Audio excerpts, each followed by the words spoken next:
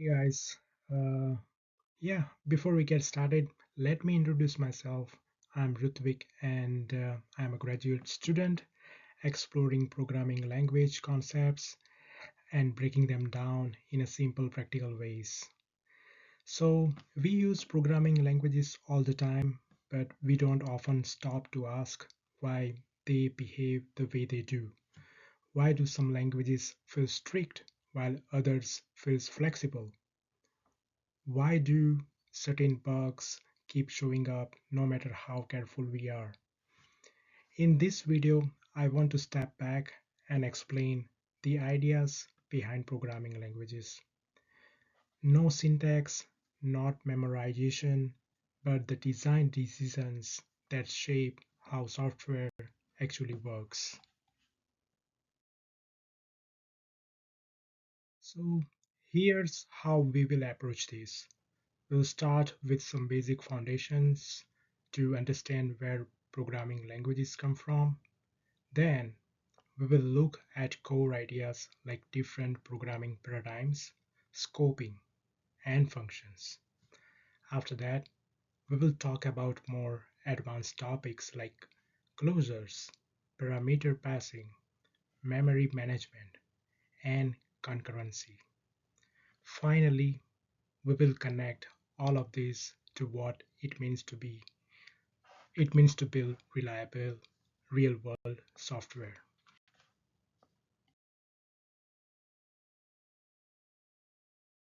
So programming languages aren't just the tools we randomly use. They are carefully designed systems. Every feature in a language exists because someone made a choice between simplicity, performance, safety, or flexibility. When we understand those choices, programming starts to make a lot more sense. So, programming languages sit at the foundation of modern software. They influence how we think about problems, how we structure solutions, and how efficiently our programs run. Learning a language deeply isn't just about writing a code that works, it's about understanding why it works the way it does. It's a bit like building a construction.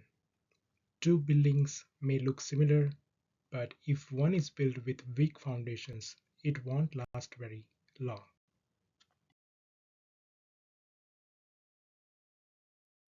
So before we dive in, here's what I want you to take away from this video. First, we will look at why different programming paradigms exist and what problems they are meant to solve.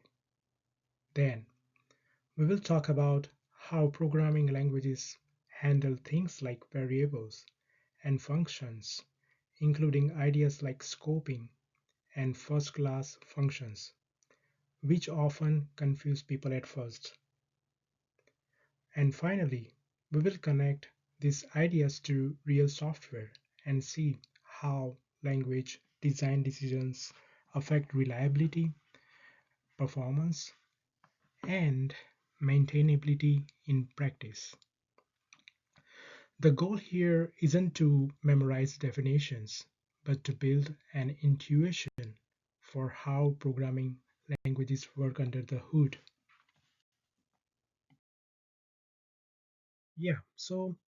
Let's start with programming paradigms. Imperative programming is about how a task is done. You tell the computer exactly what steps to follow, one after another. Languages like C, Java, and Python follow this approach.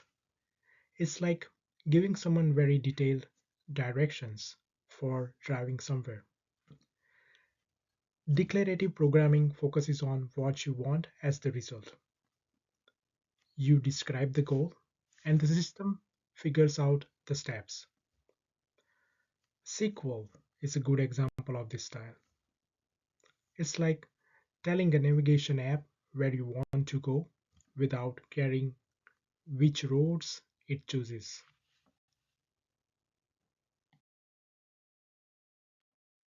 So scoping controls how variables are found in a program.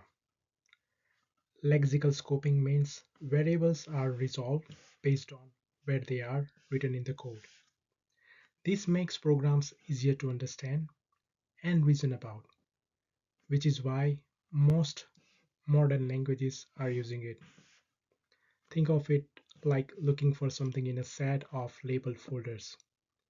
You always know where to check. On the other hand, dynamic scoping works differently. It depends on what functions are currently running. This can make behavior harder to predict and debug.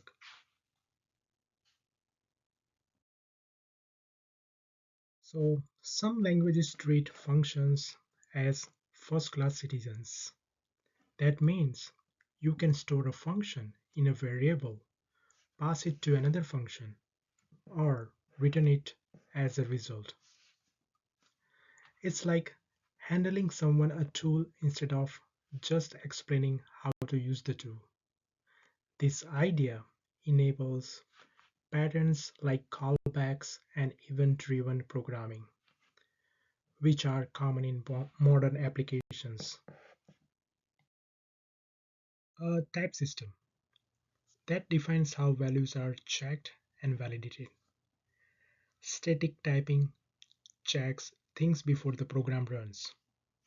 This helps catch mistakes early but can feel very restrictive. Real life examples we can use like proofreading a document before you submit it, while dynamic tapping checks things while the program is running. This allows flexibility but can lead to errors appearing later. So, a closer is a function that remembers data from its surrounding context. Even after that context is gone, the function still has access to those values. We can use real life example here. It's like it's similar to writing a note and carrying it with you so you can refer to it later.